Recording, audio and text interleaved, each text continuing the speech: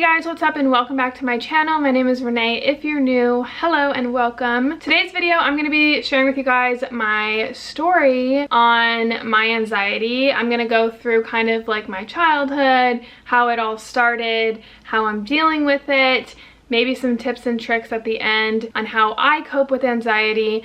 I think this is a very, very important video to make for myself just because I think it's so important to talk about mental health. I think a lot of the times people will, hide their mental health or hide their feelings or their emotions, and I think the more we talk about it, the more normal that becomes and the more that we're able to get help that we need. So I just think it's a really overall great topic. If you guys are comfortable with it, comment down below your anxiety tips and tricks or maybe your story to kind of get people to feel more comfortable about opening up and speaking up about their problems. I think it's really great, so definitely do that if you are comfortable with that. Today's video is going to be sponsored by BetterHelp. I've partnered with them before.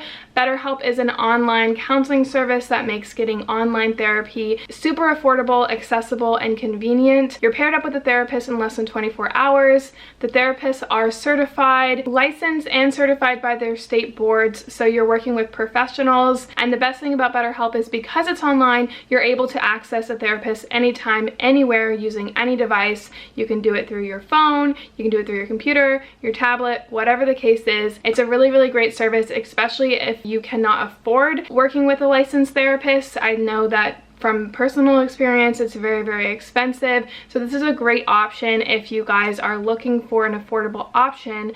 And then you can do it from home, which is like even better because you can just feel comfortable in your space and not have to like make an appointment and get paired and matched up with the right therapist. They do all of that for you. BetterHelp is also available worldwide, which is really, really great. I've actually used it before and I was paired up with a therapist and it was a really good experience, and it was really nice to just know that she was there no matter what, whenever I needed her. It's a really great service. If you guys just click on the link in my description box or go to betterhelp.com/Renee, you guys can sign up and get paired with a therapist in less than 24 hours. They did want to make sure that I stated that this is not a crisis line. If you guys have a crisis or in a crisis, I will also leave crisis information linked in the description box. So just be aware of that. So a huge thank you to BetterHelp for sponsoring this video. I'm gonna go ahead and dive into opening up about my mental health and my anxiety in particular, because like I said, I think it's really important that we discuss it and get it out in the open. That way other people can, do the same and feel comfortable doing the same. So I'm gonna go ahead and start as a kid. Let me grab my coffee. I got myself a cinnamon dolce latte, so cheers to that. Pretending that it's like fall right now, but it's not. But basically, I was born, I was the oldest child. I have a younger brother, and I never like remembered having anxiety as a kid, but I have watched videos like from when I was younger, and I was very, very quiet and shy and very soft-spoken as a kid, especially like when my brother came, just because, when there's a baby in the family, like everyone's kind of attracted to the baby. So when someone was like giving me attention, I was kind of like standoffish, I guess, or like shy because I wasn't really used to it.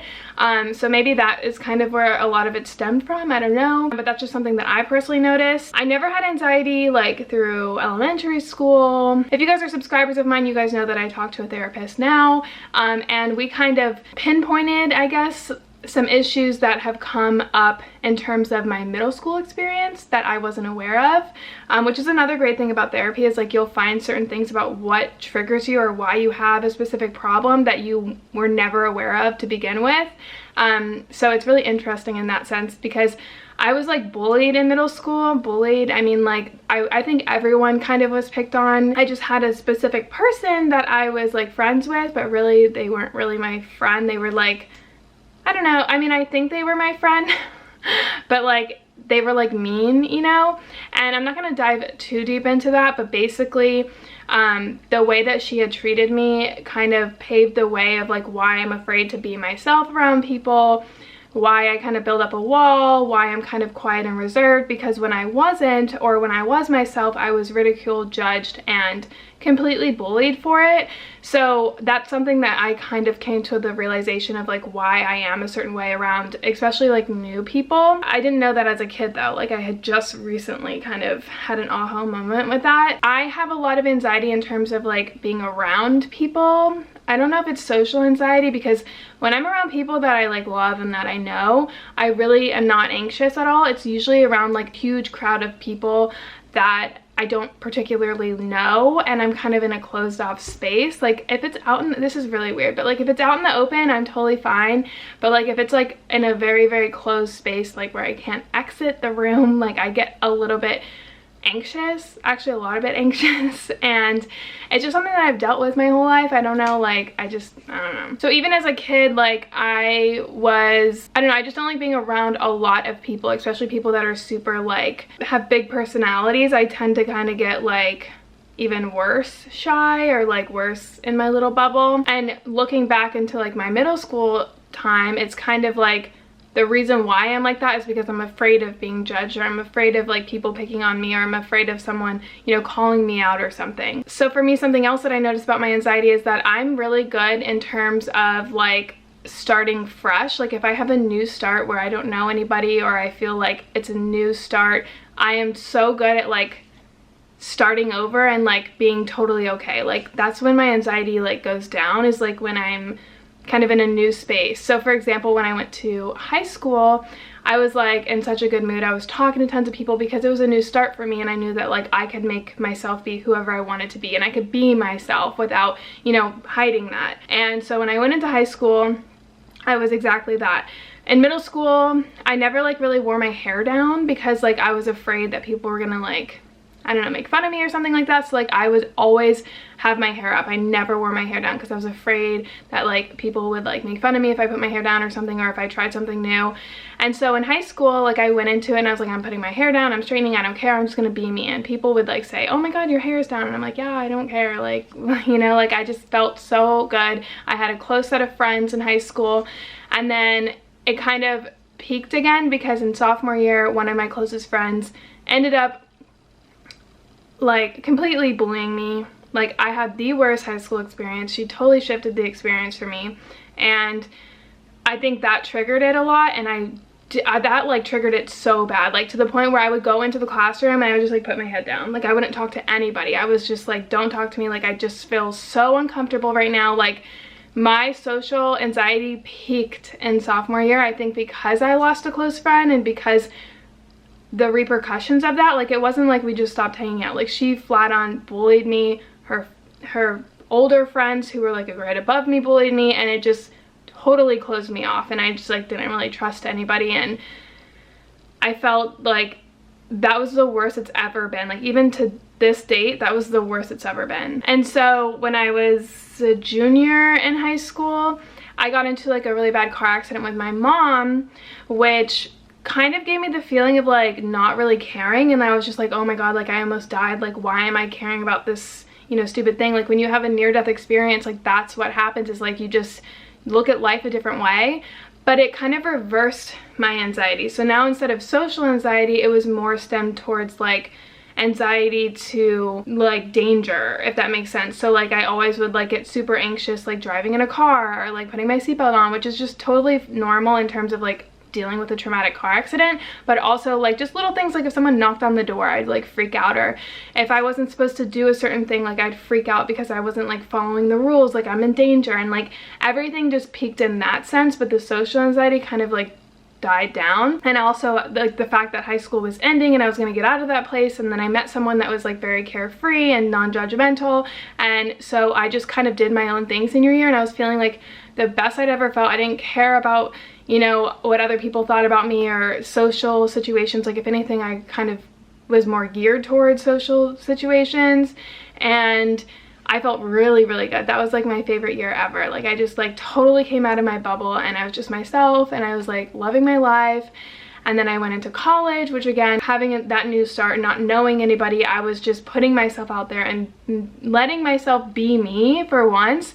And I was like meeting tons of people, going out, like going to college, like all these new experiences. I met Noah. Like it was just a really good time in my life. And I felt like I got some sense of control over, you know, that, because I went into college a certain way and I kept it going throughout college.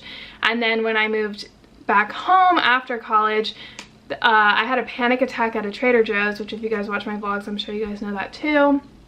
And There's a difference between panic attacks and anxiety attacks. So panic attacks happen out of nowhere, like there's no real reason as to why you get them, and it's like kind of like fight or flight. You get adrenaline, you don't really know what's going on, and you feel like you're gonna die. Like, it's the scariest freaking feeling I've ever felt in my freaking life. But it wasn't really stemmed from anything. Anxiety attacks is like when you hype yourself up and you get super anxious and you can't breathe, and like everything's kind of just closing in on you and you're just like freaking out, but you got yourself there based on like the way you're thinking. So there's a difference. So the panic attack that happened at Trader Joe's, there was no rhyme or reason as to why it happened. But now anytime that I'm in a situation that is like the situation that I had at the Trader Joe's, for example, in grocery stores, in a line, waiting in lines, like checking out, I freak out to the point where I give myself an anxiety attack. And that totally triggered like my anxiety. I don't know, I'm just getting super anxious. My heart palpitates for no freaking reason. I stay in my house a lot. I don't go out very often. And finally at the beginning of this year, I kind of was like, I'm sick of this. Like, I'm sick of like living my life like this, and I'm not gonna let this affect me, and I need to get help, you know. So I reached out to somebody and I got a therapist, and we are currently working on it. And I definitely feel so much better since I've gotten help. And we're definitely getting it not solved, because I don't think like you can ever solve it, but it's getting it under control, and I'm becoming, you know, better at being myself. But the main thing that I have issues with now is that in social situations, I tend to put up a wall, is what I was told by my therapist, is like, I have a wall because of things that happened in my past, like the middle school situation, the high school situation, where I don't let people in very often. I get really quiet. I don't really like people immediately, and I like only a certain amount of people, and those people that I do let my wall down around is very, very few, which is not healthy, because I'm not able to, you know, get to know people and have them get to know me, because I put up a wall and I instantly judge them because I know that they're gonna judge me in a second based on my past. I don't know it. It's just like what my mind thinks is like, this has happened before in the past. If you're yourself around them, they're gonna make fun of you, they're gonna judge you, they're gonna talk about you, they're gonna, you know, put you on the spot. And that freaks me out. And so I have a wall. My problem is when I let my wall down, sometimes I let my wall down too much, to the point where I'm like super nice and friendly. I talk openly about my problems. I get really close to people really quickly. And then they do judge me and they mistake me for being weak. And I've had people recently walk all over me, completely walk all over me, to the point where, yeah, guess what, I am gonna put my wall up. Like, I don't want that. But that's not a healthy way to live, and you have to understand that just because they put you down like that, that is not anything to do with you, and it has nothing to do with my past. If I think about it, it's all has to do with what they're going through in their life, and they're kind of projecting whatever they're feeling and their insecurities onto you. Maybe they're walking all over you and judging you and making you feel this way because they deep down have insecurities about feeling weak and not strong and confident, and their way of dealing with their anxiety is to kind of come off a little bit too strong and like put you lower in order to make them higher. So never ever ever, this is like one of the biggest tips ever, is to take anything personally, which is what I used to do all the time. When something happened to me, I would think it was my fault. I look like an idiot. I'm doing a certain thing wrong. I'm being like whatever they're telling me I'm being, but that's not the case. You're just being yourself, unapologetically yourself, and they're projecting their issues onto you. And whenever anyone is mean to you, like snippy with you or angry with you, most of the time it has nothing to do with you, and it's all to do with whatever they're dealing with. Imagine yourself, you know, in a really bad mood, and your significant other or your family or your friend comes in and you just like snap at them.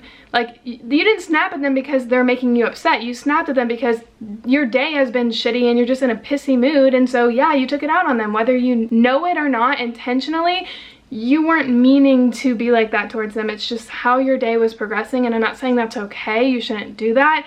But at the same time, if someone else is doing it to you, you have to understand, like, don't take things personally, because whatever they're projecting onto you is most of the times what they're feeling inside, which is actually really sad. So if someone's being mean to you, like, maybe they're upset and angry with something going on in their life, and that's why they do that to you. Another thing that I was taught in therapy was the understanding of cognitive behavioral therapy. So basically this all stems from your thoughts, which you guys know I talk about a lot on my channel. I understand the power of your thoughts, but it's something that I personally have struggled with, like without knowing, if that makes sense. So what my therapist says is it's like a circle. So you have your activating event up here, you have your thought from that activating event.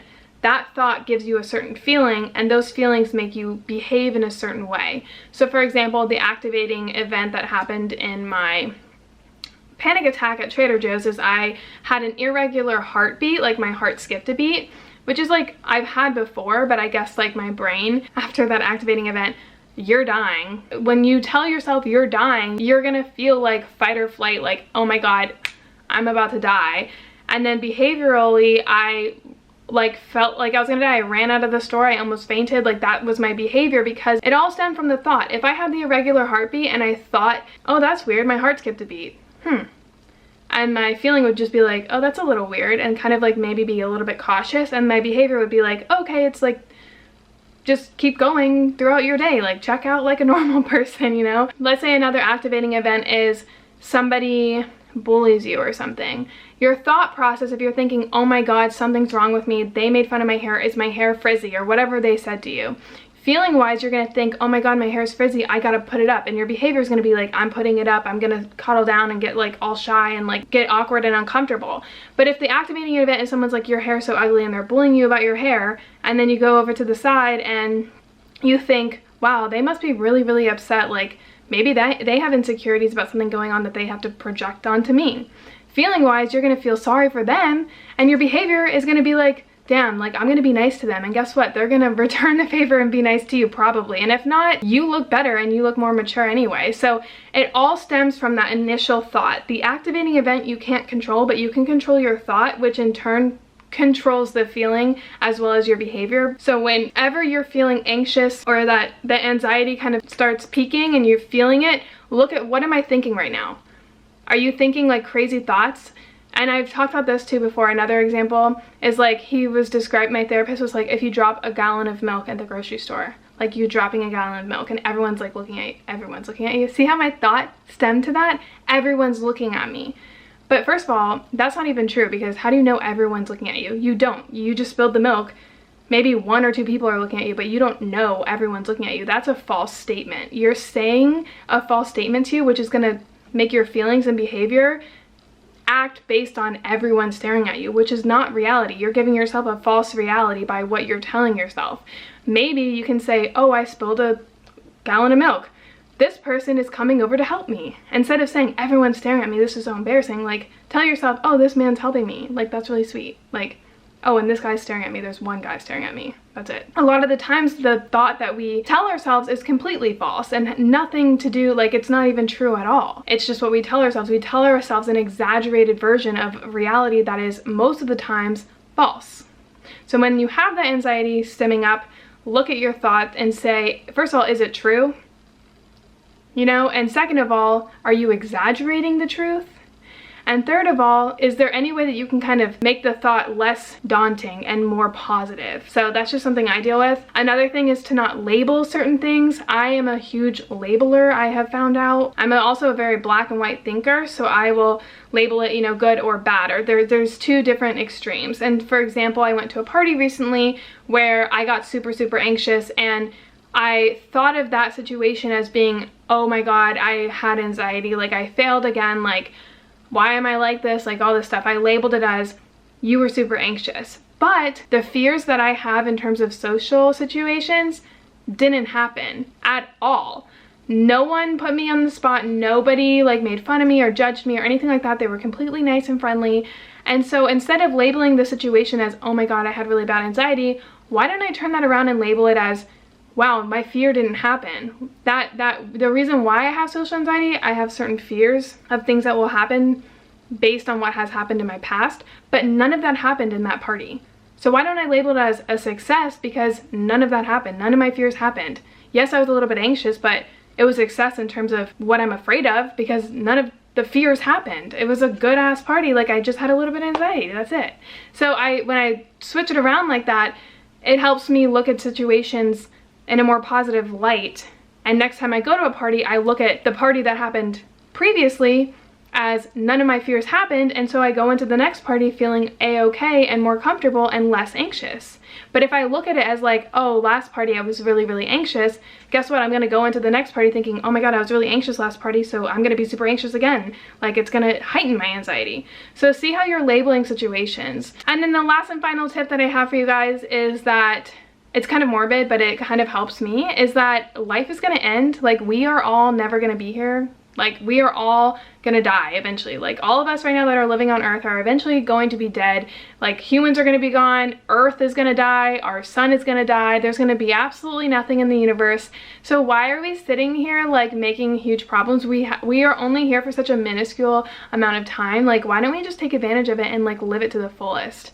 Another thing I think about is like, in terms of memories, like, one day we'll be like 80 years old, rocking in our little rocking chair, thinking about all of our past memories. And do you want to remember them as being like, I didn't go out and enjoy my life to the fullest because I had anxiety, or I let my mental health get in the way of it? Or do you want to say, hey, like, yeah, I had that, but I still went out and I still experienced things, whether they were good or bad, embarrassing, fearful, anxious, sad, whatever the case is, like, you experienced it. Like, your memories, you want to look back as like, I took advantage of that situation, I lived my life in my 20s, my 30s, 40s, 50s, whatever the case is.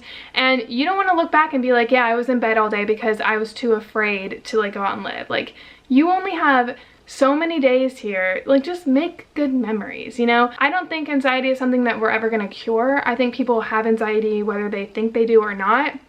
I think it's very, very common. It is very, very common, but we just need to talk more openly about it, because when we do that, you're kind of less afraid and more like connected to people, because you have something in common with them and you're not an outcast, or you don't have to feel guilty about having mental health issues. You know, you can live with them and deal with them and like be open with them and not let them rule your life and you rule them, you know? As corny as that sounds. So I just think it's a really great topic to talk about, and I think we should be talking about it more and not be afraid of it or embarrassed by it. You know, this is a very hard video for me to make. I don't really necessarily like am happy that I have it. I'm not sitting here like bragging about my anxiety. Yeah, it's a little hard for me to talk about. Yeah, the time that this video is going to go live, I'm going to get a little bit anxious, but you know, I'm doing it for the better good, and I think like we all should do that, you know? And I think therapy is something that everyone should be involved in, and it's really sad to me how expensive it is and how unreachable it is, but BetterHelp does, you know, help it be more reachable to people who,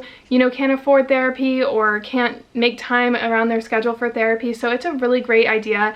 Highly recommend if you guys are interested. Again, link is in the description. Thank you so much to BetterHelp for sponsoring this video and getting me to talk about this openly, and thank you for watching this video. I hope you guys got something from it or feel less alone. Again, if you guys are comfortable with it or you guys need any other tips or advice, I can try to give you. I'm not a professional, but just based on my experience, I can try to help you guys out. Talk about your story, go through and read other people's stories, and, you know, reply back and help other people out, and let's spread love and positive energy and just be nice to people. You know, you never know what they're going through. Thank you so much for watching this video. I hope you guys enjoyed it. I know it's super long. Love you guys so much, and I'll see you guys all in a future video. Bye.